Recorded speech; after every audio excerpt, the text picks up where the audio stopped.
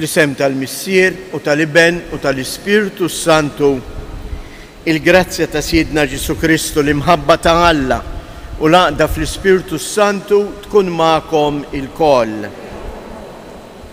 Qegħdin nofru dan is-sagrifiċċju tal-Qudiesa għar-Ruħ Filippa Katania.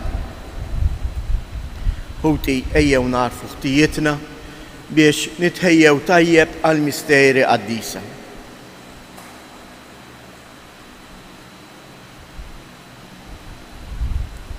Mulej ħniena, Kristu ħniena, mulej ħniena. Iħenna lina Alla li jista' kollox jaħfrilna dnubietna u jwassalna għal ħajja ta' dejjem. Nitolbu. U Alla, inti dejjem ixxettel fil-Knisja tiegħek eżempji ġodda ta' virtu.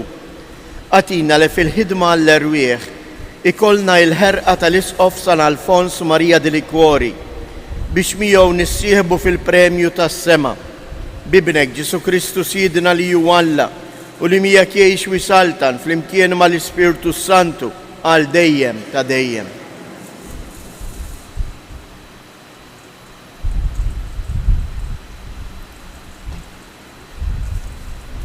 Qari mill-Ktieb tal-Esodu. F'dak iż-żmien Mosè kien jieħu tinda u jwaqqafha barra l-kamp u l-bogħod mill-kamp u semmija t-tinda tal-laqa. Kull min kien ifittex il-mulej kien joħroġ lejn it-tinda tal-laqa li kienet barra l-kamp. Kull meta Mosè kien joħroġ lejn it-tinda kien iqum il-poplu kollu u kull wieħed kien joqgħod wieqaf quddiem it-tinda u ħarsu lejn Mosè sema jidħol fit-tinda. Kull meta Mosè kien jidħol fit-tinda kienet tinżel kolonna ta' sħab u tieqaf fil-bieb u titkellem ma' Mosè. Il-poplu kollu kien jara din il-kolonna ta' sħab wieqfa fil-bieb tat-tinda u kien iqum il-poplu kollu u jmielu u jinżlu wiċċhom fl-art, kulħadd quddiem il-bieb tat-tinda tiegħu. Il-mulej kien ikellem lil Mosè wiċċ imwiċċ bħalma bniedem ikellem lil ħabibu. Imbagħad Mosè kien jerġa' lura lejn il-kamp. Imma Ġoswe bin Nun żagħżugħ ma kienx joħroġ mit-tinda. Imbagħad il-mulej niżel fi sħaba u waqaf hemm ma' ġenbu u xandar l-isem tal-mulej. Bil-mulej għadda minn qudiemu għajjat, Jahwe, Jahwe. Alla li jgħader weħen, tqil biex jgħadab u kbir fit-tiba u l-fedeltà. Iħares it-tiba għal 1000 ġenerazzjoni u jaħfer il-ħażin, id-dnub u l-ħtija. Imma ma jħalli xejn għaddej. Jikkastiga l-ħażen ta' missirijiet fulidhom u fulit ulidhom sat-tielet u r-raba' ġenerazzjoni. Mosè minnu feħ inxteħet għal wiċċu fl-art u ta' qima u qal: jekk jien tassew sibt ħnina quddiemek Sidi, ħajjiġi Sidi ġa nofsna nitolbok għax dan hu poplu rasu wiebsa. Aħfrinna ħżunietna u ħtijietna u ħudna b'wirt għalik.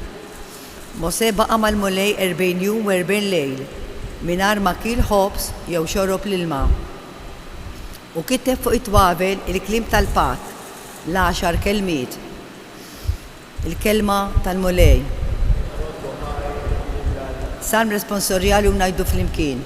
Ħanin u twajjeb il-mulej. Il-mulej jagħmel is-sewwa u l-ħaq mal-maħqurin kollha. U għarraf lil Mosè l-ħsieb tiegħu, l-emejjel tiegħu lil ulied Iżrael ngħidu flimkien. Ħanin twajjeb il-mulej, idum ma jgħadab u kollu modrija, ma joqgħodx jitlew hemm magħna u anqas jinkolla għal dejjem ngħidu flimkien. Ma mexix magħna skont ma ħaqhom ħtijietna, ma ħallasniex skont ma ħaqhom ħżunietna. Daqskemm huma smewwiet il fuq mill-art, hekk kbira tjubitu ma' min jibża minnu, ngħidu flimkien. Daqskemm hu imbiet il-vant mill-punent, hekk hu jbiet minn naħtijietna. Bħalma jħenn lill-missier għal ulidu, hekk iħenn il-mulej għal min għandu il-biża' tiegħu, ngħidu flimkien. Inqumu bil-wifqa.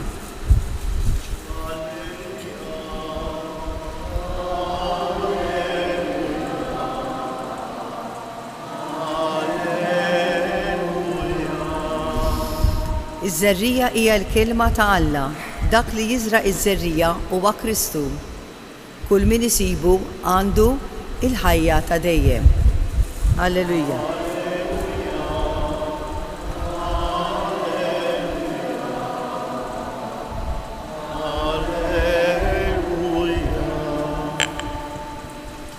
Il-mulej ma'kom. Qari mill-Evanġelju skont San Mattew. F'dak iż-żmien Ġesu ħalla n-nies u mar id-dar. Resqu lejh id-disċipli tiegħu u qalulu: fisserilna l-parabola tas-sikrana fil-għalqa. U huwa ġibhom: dak li jiżra żerrija tajba huwa bin il-bniedem, il-għalqa hija d-dinja, iż-żerrija tajba huma wliet is-saltna, is-sikrana huma wliet il-ħażin. U l-għadu li żaraħħa huwa x-xitan. Il-ħsad ifisser tmiem id-dinja u l-ħassada l-anġli. Mela bħalma s-sikrana jiġbruha u jaħarquha fin-nar, hekk isir fit-tmiem id-dinja. Bin il-bniedem jibgħat l-anġli tiegħu u huma jiġbru barra mis-saltna tiegħu kull ma jġib tfixkil u kull min jagħmel il-ħażen u jixħtuhom fil-ħuġġiġa tan-nar. Hemmhekk ikun hemm il-biki u t-tażżiż ta' snien. Imbagħad il-ġusti isiru jiddu bħax-xemx fis-saltna ta' missierhom. Min għandu widnejn ħajjisma'. Il-kelma tal-mulej.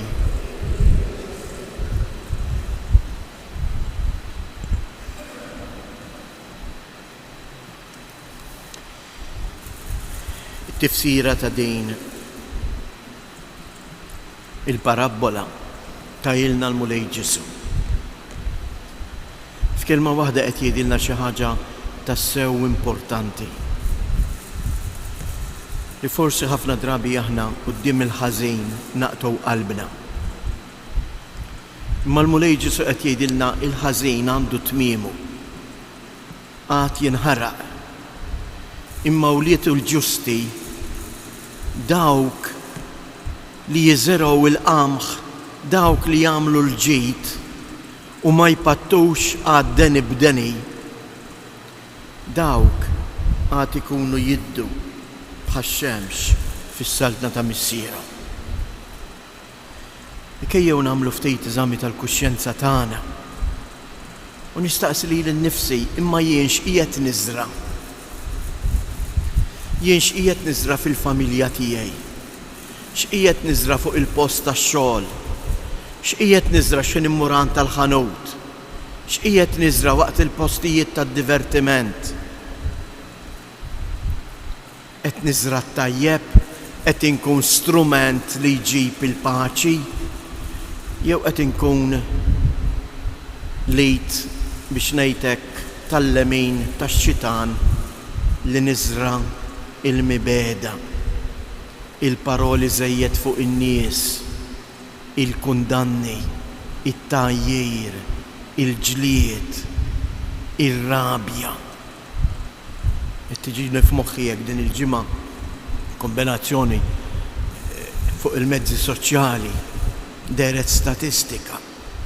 Lanqas rid nemmina b'għajnejja. Skont din l-istatistika nittama li ma jiġ vera, nittama. Imma ma naħsibx li l-istatistiċi ma jgħidux ċertu verità, għall-inqas ċertu verità hemm u hemm żgur għax din qegħdin narawha b'għajnejna.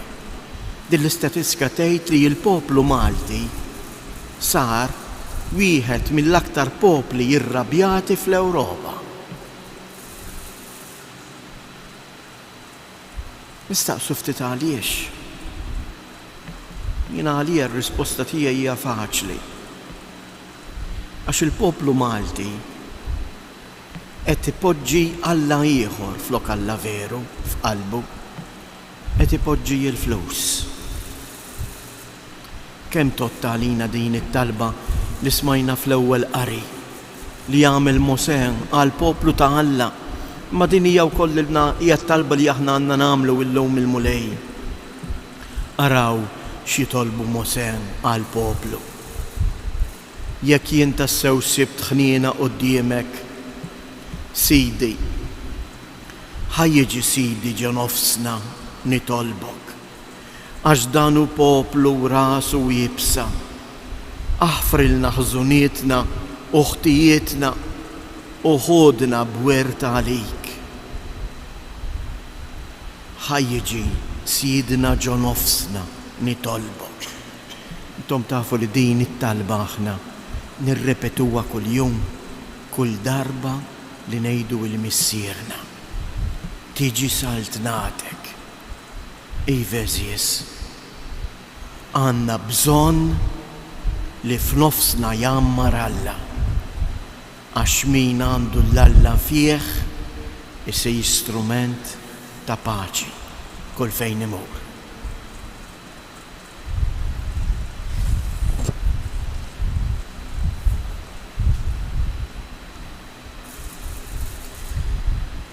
Ħuti eżjies nqumu bil-wifqa wissa fiduċjużi fl-imħabba ta' Alla lejna inresqu it-talbiet tagħna. Nitolbu għall-Knisja biex blajnuna anke ta' San Alfons li ħadem biex kulħadd kull bniedem jaraf l-imħabba ta' Alla tkompli tkun strument ta' paċi fost il-bnedmin kollha. Nitolbu. Propju il-bieraħ f'dawn il-ġranet bdew iċ-ċelebrazzjonijiet tal-Jum Mondjali taż-Żgħażagħ li għalih anke l-Papa sejjer jattandi ġewwa Lisbona. Anke minn pajjiżna hemm numru sabiħ ta' żgħażagħ Maltin u Għawċin li qegħdin immexxin ukoll mill-isqof tagħna Anton. Ejjew nitolbu għal dawn iż-żgħażagħ biex din l-esperjenza tkun esperjenza li tlaqqahom ma' Kristu u huma jarfu jwieġbu fuq is-sejħat li l-Mulej jagħmlilhom. Nitolbu. Mulej, mill-ġdejt nagħmlulek it-talba ta' Mosè. Inti taf li aħna poplu midneb, poplu fraġli li fil-li ċab fil-festi u fil-li ikazbar ismek. Ejja fostna, qaddisna bil-kelma tiegħek. Nitolbu. Nitolbu għal-morda tagħna biex isibu persuni li jorwhom imħabba, biex hekk isibu l-paċi ta' qalbhom u l-faraġġ u l-għajnuna f'dak kollu li jeħtieġu. Nitolbu.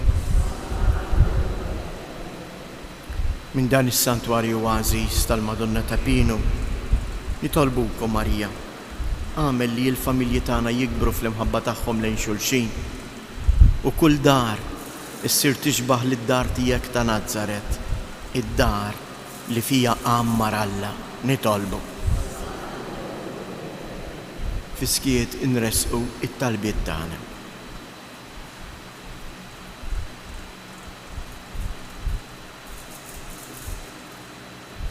Mulej, inti Alla li tader u tħenn fil-waqt li tisma' it-talbiet tagħna għax inti kollok tieba u fedeltà, itfa' fuqna ħarsa ta' mħabba, int li tgħix wis-saltan għal dejjem ta' dejjem.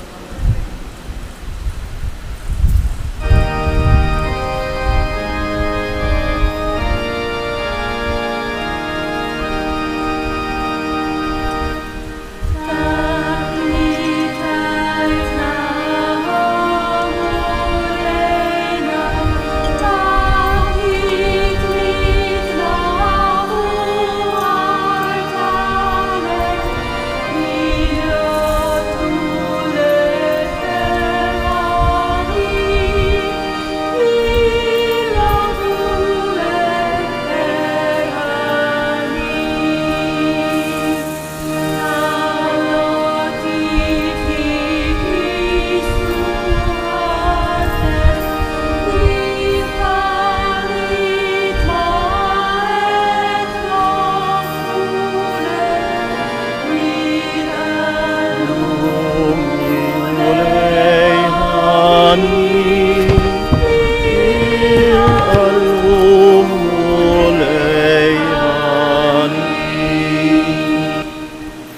nitolbu ħuti biex dan is-sagrifiċċju tiegħi u tagħkom ikun joġob lil Alla l-Missier li jista' kollox.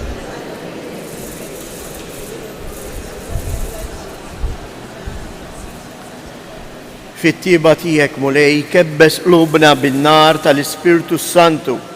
Int lil Sant Alfons Marija de Liquori tajtu l-grazzja li jiċċelebra dawn il-misteri u bijom joffrilek lilu nnifsu vittma qaddisa bi Kristus jedna. Il-mulej ma'kom nerfgħu qlubna il fuq niżżuħajr lil-mulej Alla tagħna. Tassew u sewwa u xieraq dmir tagħna u għajn ta' salvazzjoni li nfaħruk u dejjem inroddulek ħajr Alla ta' dejjem li tista' kollox. Kristu l-mulej ried li l-Knisja tiegħu tkun melħ tal-art u dawl tad-dinja u belt imqiegħda fuq il-għolja sabiex permezz tagħha kulħadd jasal li jaraf il-verità u jikseb is-salvazzjoni. Biex titwettaq din il-ħidma fost il-ġnus, int anqalt fil-poplu tiegħek lil San Alfons u tajtu li jinżel fil-font tal-għarfien tal-misteri tiegħek sabiex bil-erf li ġej minnek ikun musbieħ jiddi għas-sebħ ta' ismek. Imdawlin bit-tagħlim u x-xhieda tiegħu mimlijin bil-ħajr u bil-ferħ ninaqdu mal-qtajja tal-anġli tas-sema sabiex intennu bla qiegħda l-innu tal-glorja tiegħek. Qaddis. Ismewitu l-art mimlija bil-glorja tiegħek. Osanna fl-ola tas-smewijiet. Imbirek minn ġej f'isem il-mulej. Osanna fil-oli tas-smewijiet.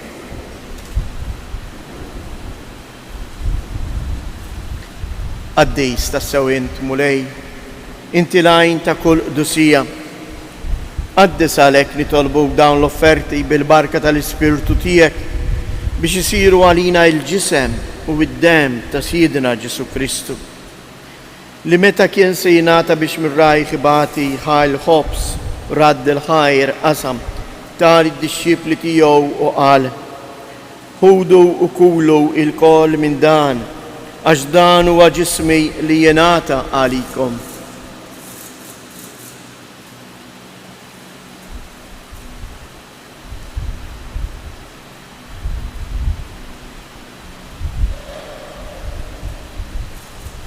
Ekku kol wara li klaħal kalċi reġarad il-ħajr tal id-dixxipli tiegħu u qal: ħudu u jxorbu minnu il-kol għax dan huwa l-kalċ ta' demmi tal-patt il-ġdid li jibqa' dejjem.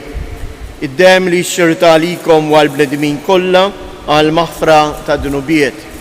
Għamlu dan b'tifkira tiegħi.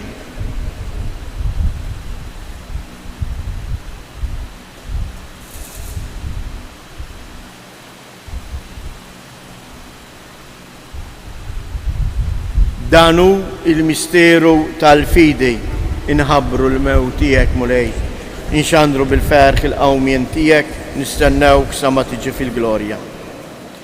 Għalhekk aħna nagħmlu dan b'tifkira tal-mewt u l-qawmien ta' Sidna Ġesu Kristu, nofrulek mulej il-ħobs tal-ħajja u l-kalċ tas-salvazzjoni u nroddulek ħajr għaliex oġbok tilqana hawn quddiemek biex naqduk.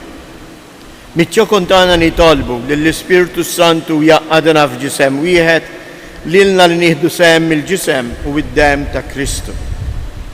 Ftakar mulej fil-Knisja tiegħek imxarda mad-dinja kollha u taf l-imħabba fl-imkien mal-Papa Franġisku, mal-Isqof tagħna Anton, l-isqfijiet u l-ministri tiegħek kollha.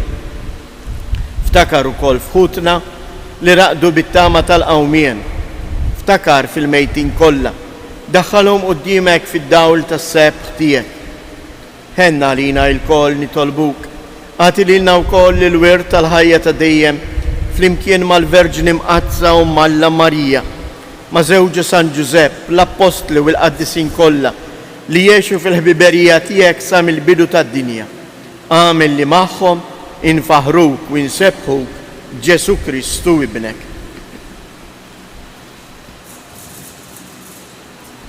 Bikristu, ma' Kristu u fi Kristu. Jingħata lilek għalla missier li tista' kollox, flimkien ma' l-Ispirtu Santu, kull ġieħu glorja għal dejjem ta' dejjem. Iju eżies fiduċja sħiħa, nitolbu li jissaltna ta' Alla tiġi verament fostna. Missierna li inti fis-smewiet jitqaddes ismek, tiġi saltnatek, ikun li tritient kif is-sema hekk fl-art. Ħobżna ta' kuljum matina llum, aħfrilna dnubietna, bħalma naħfru lil minuħati għalina, u la ddaħalniex fit-tiġrib iżda eħlisna mid-deni. Eħlisna nitolbuk mulej minn kull deni, għatina fit-tiba u l-ħnina tiegħek il-paċi fi żmienna, biex inkunu ħielsa dejjem mid-dnub u imħarsa minn kull inkwiet.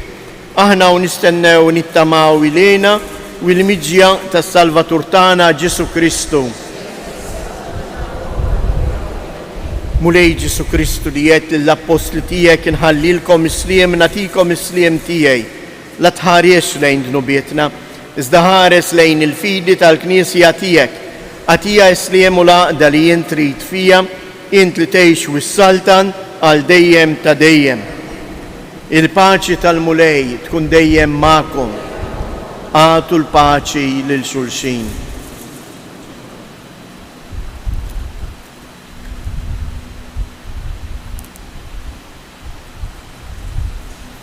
Ħaruf ta' Alla li tneħħi dnubiet tad-dinja ħinna għalina. Ħaruf ta' Alla li tneħħi dnubiet tad-dinja ħinna għalina. Ħaruf ta' Alla li tneħħi dnubiet tad-dinja għatina l-paċi.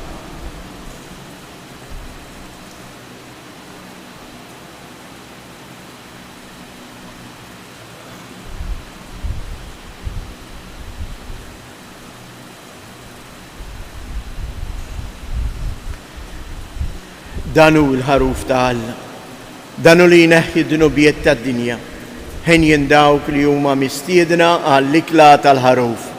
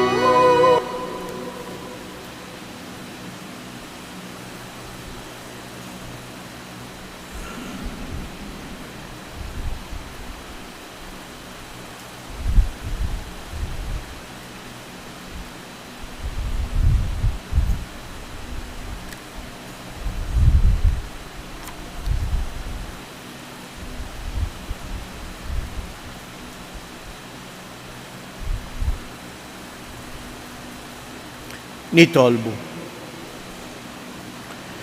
U Alla, inti tajtna lil San Alfonso Maria de Liguori b'amministratur fidil u predikatur magħruf ta' dan il-misteru kbir li jiċċelebrajna. Għamel li aħna għaddejja tiegħek nersqu sikwit biex nieħdu sehem fih ħalli bih infaħru bla għeda bi Kristus jedna.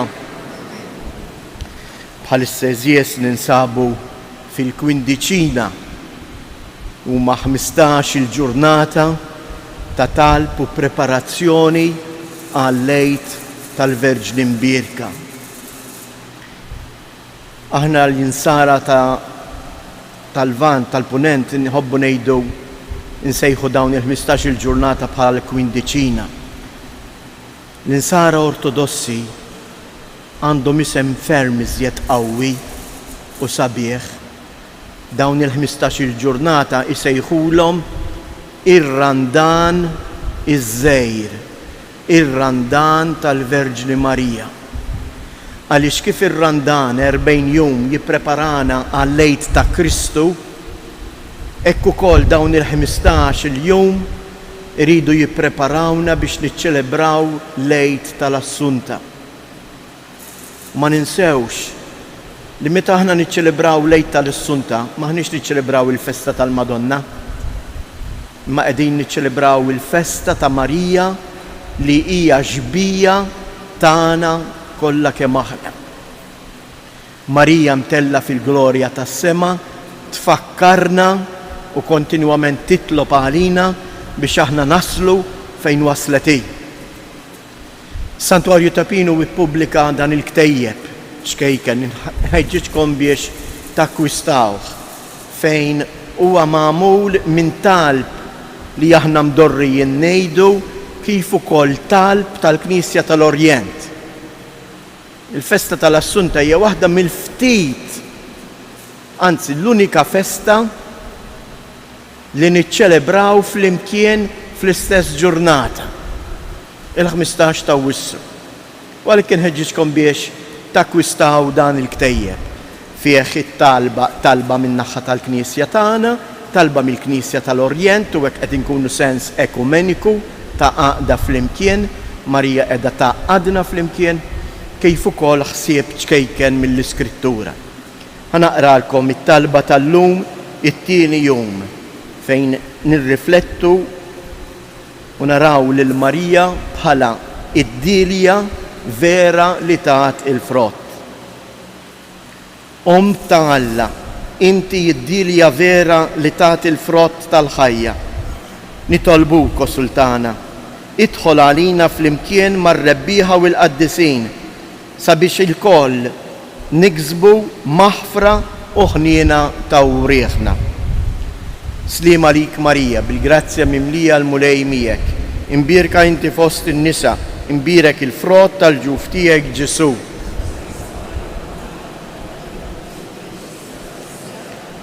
Slim għalik Marija, bil-grazzja mimlija l-mulej miegħek, imbierka inti fost in-nisa, imbierek il-frott tal-ġuf tiegħek Ġesu. Slim għalik Marija, bil-grazzja mimlija l-mulej miegħek, imbierka inti fost in-nisa, imbierek il-frott tal-ġuf tiegħek Ġesu. Flimkien ngħidu l-ġokolatorja li mija marbuta ma' din il-festa għażiża. O Marija wis grazzjuża, inti l-om li żjed glorjuża, inti l-bient, inti l-arusa tal-Qaddisa Trinità. Mela lilek o Marija, aħna nagħtu kull foħrija, sabiex miegħek imħennija ingawduk fl-eternità. Il-mulej magħkom. Iberikkom Alla li jista' kollox, il-Missier, l-Iben u l-Ispirtu Santu. Morru u għejxu fil-paċi ta' Kristu.